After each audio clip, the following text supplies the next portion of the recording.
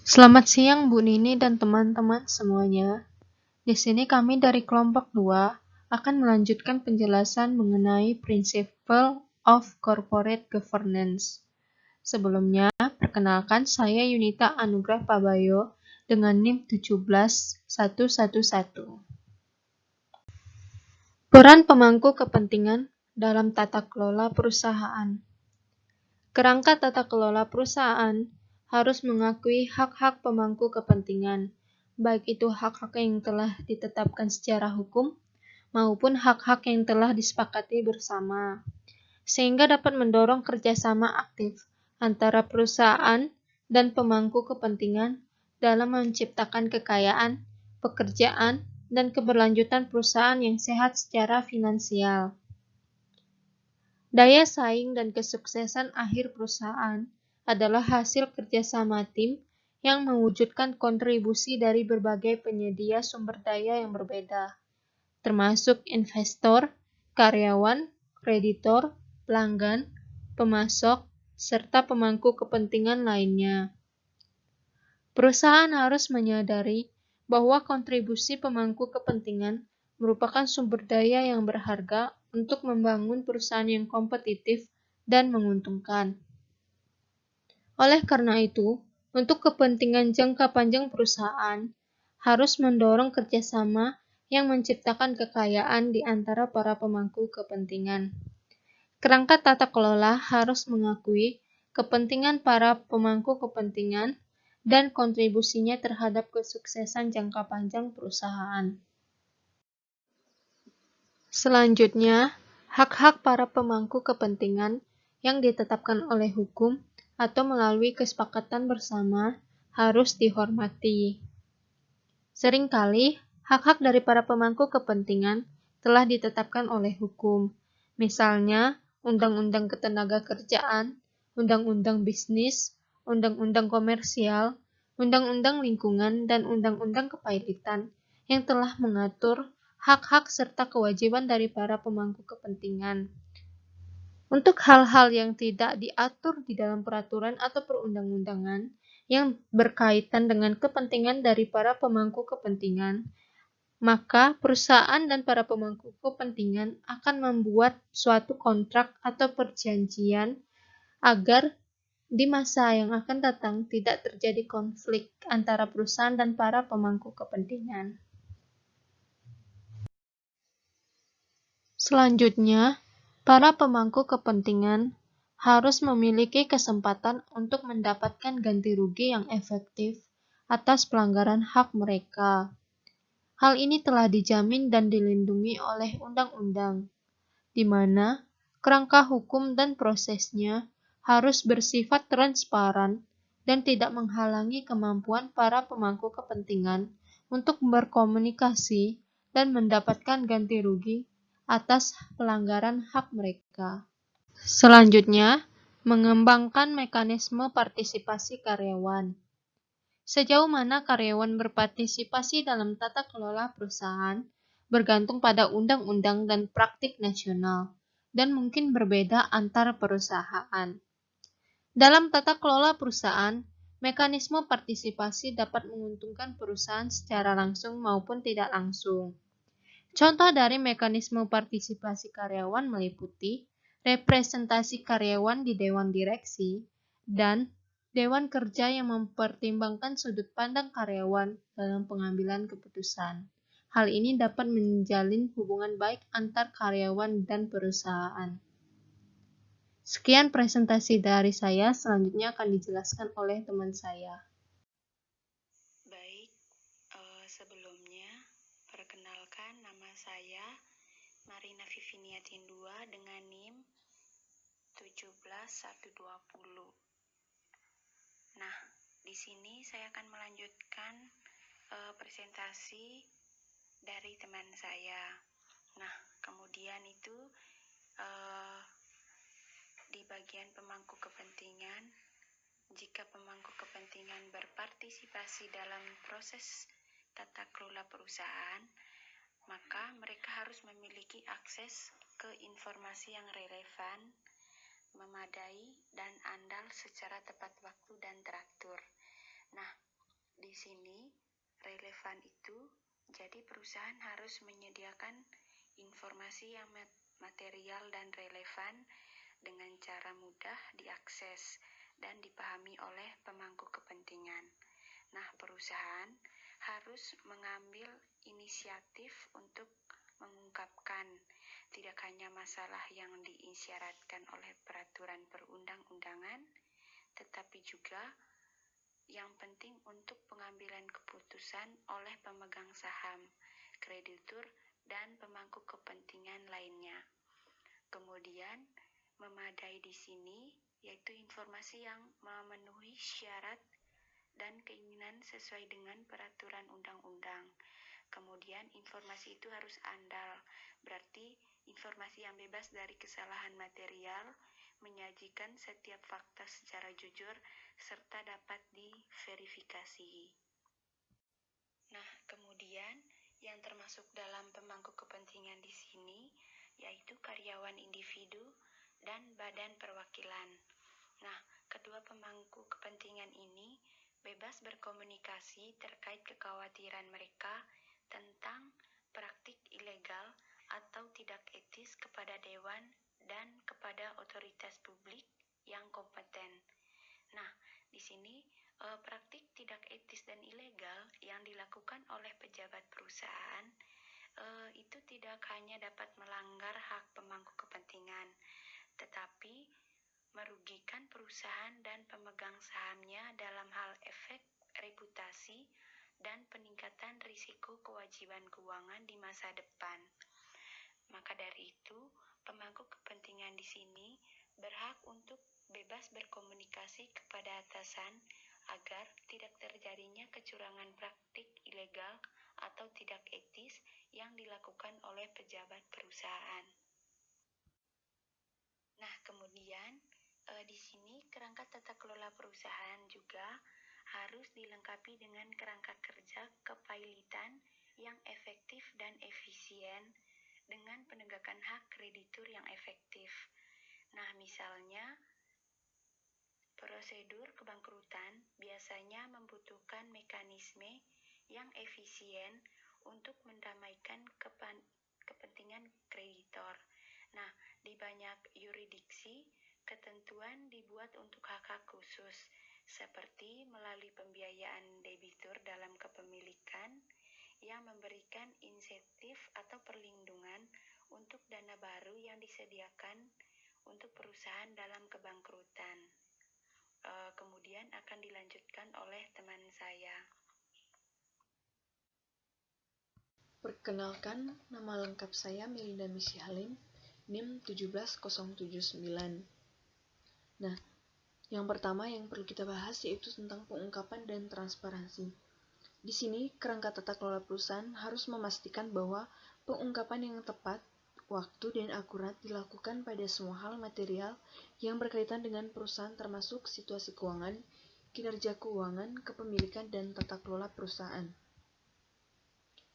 Persyaratan pengungkapan tidak diharapkan menimbulkan beban administrasi atau biaya yang tidak wajar pada perusahaan.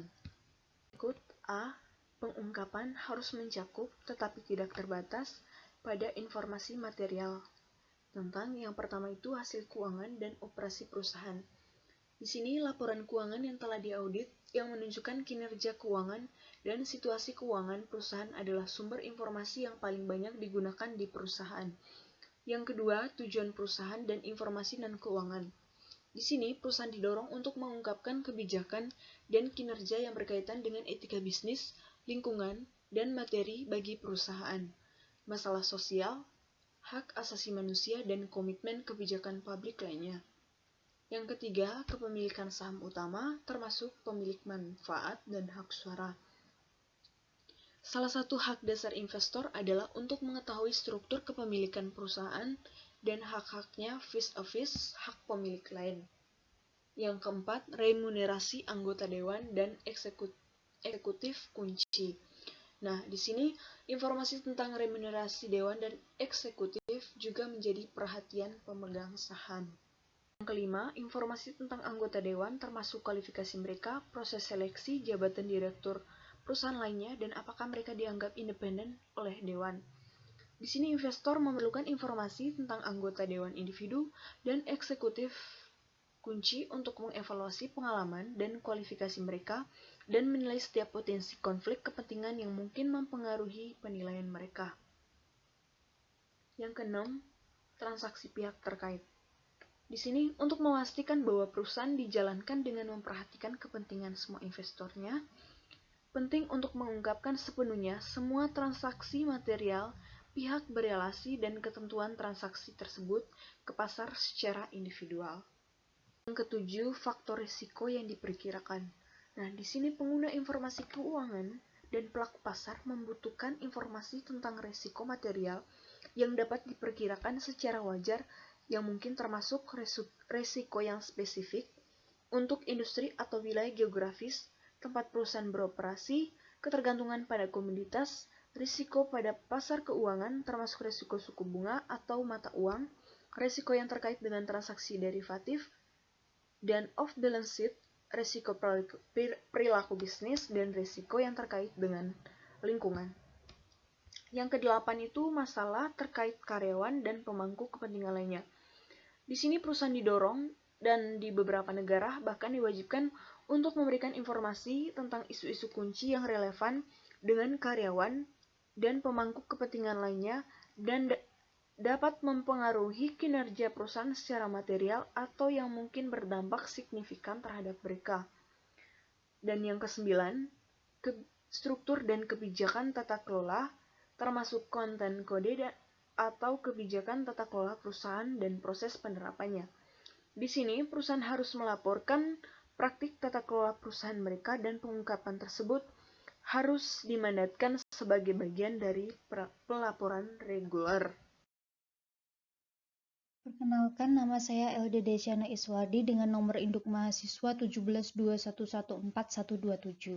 Di sini saya akan melanjutkan penjelasan dari Melinda yang berkaitan tentang pengungkapan dan transparansi. Yang kedua, dalam pengungkapan dan transparansi itu ada informasi harus disiapkan dan diungkapkan sesuai dengan tinggi standar kualitas akuntansi, serta pelaporan keuangan dan non-keuangan. Penerapan standar akuntansi dan pengungkapan yang berkualitas tinggi diharapkan dapat secara signifikan meningkatkan kemampuan investor dalam memantau perusahaan dengan memberikan peningkatan relevansi, keandalan, dan komparabilitas pelaporan, serta meningkatkan wawasan tentang kinerja perusahaan.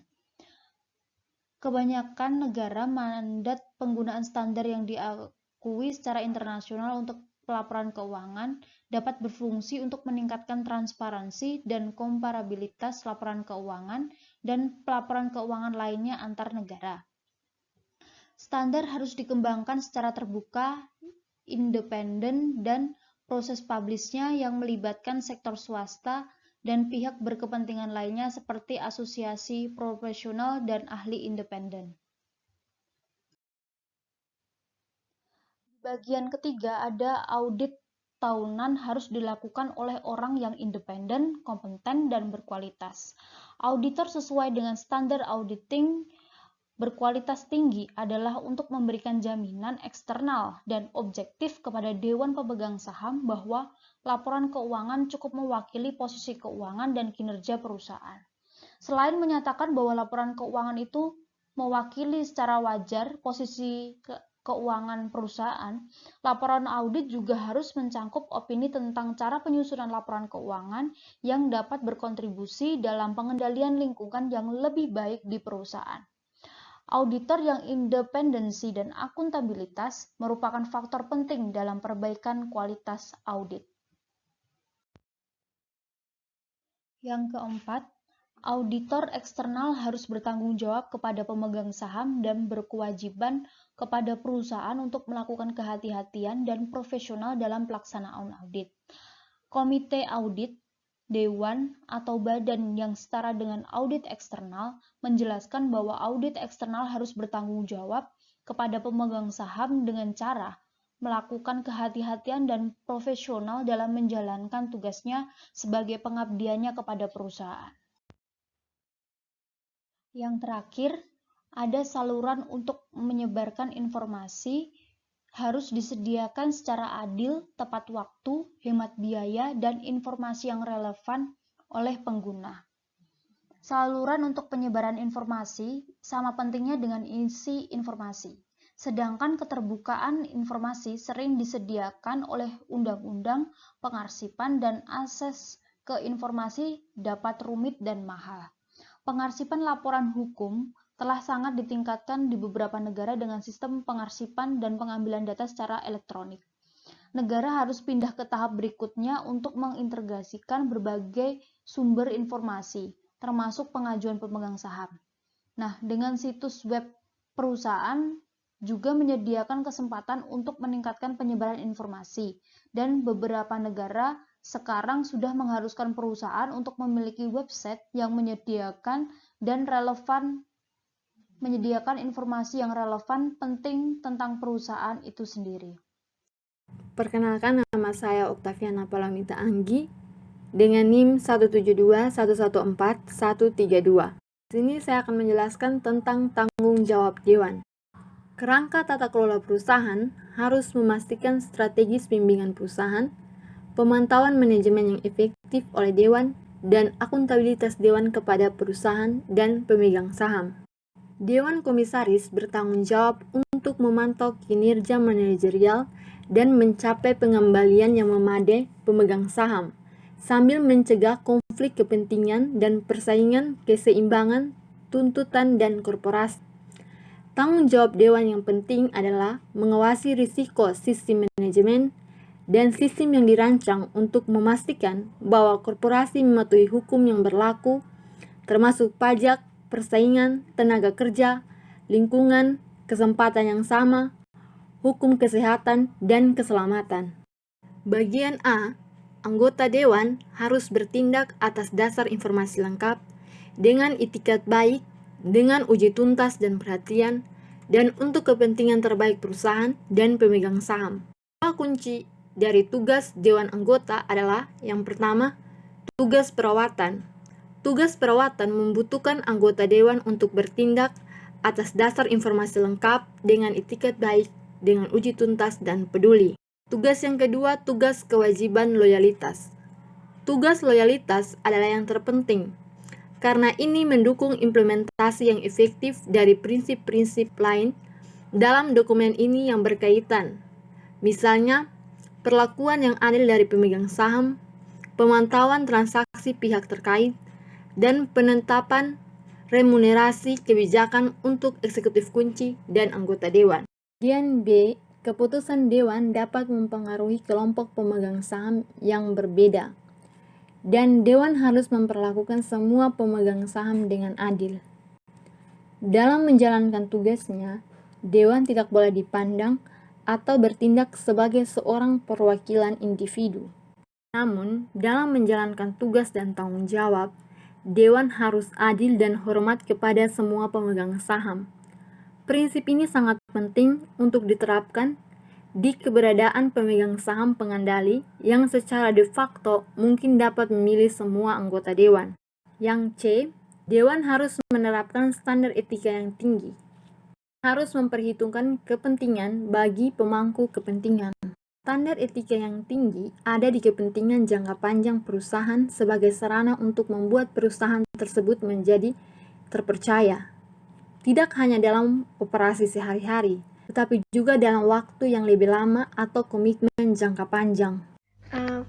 Baiklah, saya Mulina Sinta Francisca Leni dengan NIM 172114126 akan melanjutkan presentasi.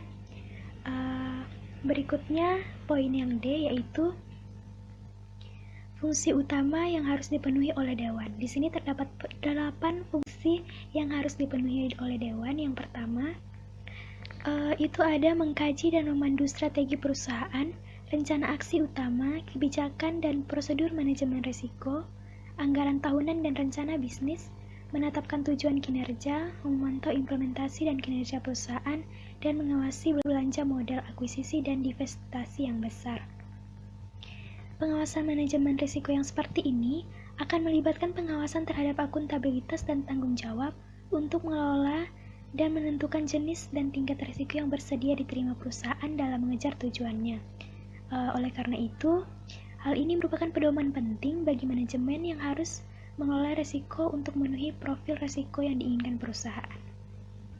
Yang kedua ada memantau efektivitas praktik tata kelola perusahaan dan melakukan perubahan sesuai kebutuhan. Yang ketiga, memilih, memberi kompensasi, memantau, dan bila perlu mengganti eksekutif kunci dan mengawasi perencanaan suksesi. Yang keempat, menyelaraskan remunerasi eksekutif dan dewan direksi dengan kepentingan jangka panjang perusahaan dan pemegang saham. Selanjutnya, memastikan proses nominasi dan pemilihan dewan yang formal dan transparan. Prinsip-prinsip ini mendorong peran aktif pemegang saham dalam pencalonan dan pemilihan anggota dewan. Dewan memiliki peran penting untuk dimainkan dalam memastikan bahwa aspek ini dan aspek lain dari nominasi dan proses pemilihan dihormati. Yang keenam, memantau dan mengelola potensi benturan kepentingan manajemen. Anggota dewan dan pemegang saham termasuk penyalahgunaan aset perusahaan dan penyalahgunaan dalam transaksi pihak terkait. Hal ini merupakan fungsi penting dari dewan untuk mengawasi sistem pengendalian internal yang mencakup laporan keuangan dan penggunaan aset perusahaan dan untuk menjaga dari transaksi pihak terkait yang melanggar. Poin ketujuh, memastikan integritas sistem akuntansi dan pelaporan keuangan perusahaan termasuk audit independen, dan bahwa sistem kontrol sesuai tersedia, khususnya sistem untuk manajemen risiko, pengendalian keuangan dan operasional, dan kepatuhan terhadap hukum dan standar yang relevan. Yang kedelapan, mengawasi proses pengungkapan dan komunikasi. Di beberapa yurisdiksi yang petugas hubungan investasi yang melapor langsung kepada dewan dianggap sebagai praktik yang baik untuk perusahaan besar yang terdaftar. Yang E, dewan harus dapat melakukan penilaian independen yang objektif tentang urusan perusahaan. Di sini terdapat 4 penilaian. Yang pertama, dewan harus mempertimbangkan untuk menugaskan anggota dewan non-eksekutif dalam jumlah yang memadai yang mampu melakukan penilaian independen untuk tugas-tugas yang berpotensi menimbulkan konflik kepentingan. Contoh tanggung jawab utama tersebut adalah memastikan integritas pelaporan keuangan dan non-keuangan, penelaahan atas transaksi pihak terkait, nominasi anggota dewan dan eksekutif kunci, dan remunerasi dewan. Yang kedua, dewan harus mempertimbangkan untuk membentuk komite khusus untuk mendukung dewan penuh dalam menjalankan fungsinya, terutama dalam hal audit dan tergantung pada ukuran dan profil risiko perusahaan, juga dalam hal manajemen risiko dan remunerasi. Ketika komite dewan dibentuk, mandat komposisi dan prosedur kerja mereka harus didefinisikan dengan baik dan diungkapkan oleh dewan. Yang ketiga, anggota dewan harus dapat berkomitmen secara efektif untuk tanggung jawab mereka. Dan yang keempat, dewan harus secara teratur melakukan evaluasi untuk menilai kinerja mereka dan menilai apakah mereka memiliki campuran latar belakang dan kompetensi yang tepat. Oke, nama saya Kunang Kelana dengan NIM 172114065 akan menjelaskan pedoman GCG yang bagian F, yaitu untuk memenuhi tanggung jawab mereka, anggota dewan harus memiliki akses ke informasi yang akurat, relevan, dan tepat waktu. Yaitu, anggota dewan membutuhkan informasi yang relevan secara tepat waktu untuk mendukung pengambilan keputusan mereka. Anggota dewan non-eksekutif biasanya tidak memiliki akses yang sama ke informasi seperti manajer kunci dalam perusahaan. Dan kontribusi anggota dewan non-eksekutif kepada perusahaan dapat ditingkatkan dengan memberikan akses kepada manajer kunci tertentu dalam perusahaan seperti misalnya sekretaris perusahaan, auditor internal, dan kepala manajemen risiko atau chief risk officer, dan meminta bantuan nasihat eksternal independen dengan mengorbankan perusahaan. Untuk yang bagian G, yaitu ketika perwakilan karyawan di dewan diamanatkan, mekanisme harus dikembangkan untuk memfasilitasi akses ke informasi dan pelatihan untuk perwakilan karyawan, sehingga representasi ini dilaksanakan secara efektif dan memberikan kontribusi terbaik untuk peningkatan keterampilan Dewan, informasi, dan kemandirian. Ketika perwakilan karyawan di Dewan diamanatkan oleh undang-undang atau perjanjian bersama, atau diadopsi secara sukarela, itu harus diterapkan dengan cara yang memaksimalkan kontribusinya terhadap independensi, kompetensi, dan informasi Dewan. Prosedur harus ditetapkan untuk memfasilitasi akses ke informasi pelatihan dan keahlian, serta kemandirian anggota Dewan Karyawan dari CEO dan manajemen. Kontribusi positif terhadap pekerjaan Dewan juga akan membutuhkan penerimaan dan kolaborasi konstruktif oleh anggota Dewan lainnya serta oleh manajemen. Oke, sekian dari penjelasan saya. Terima kasih.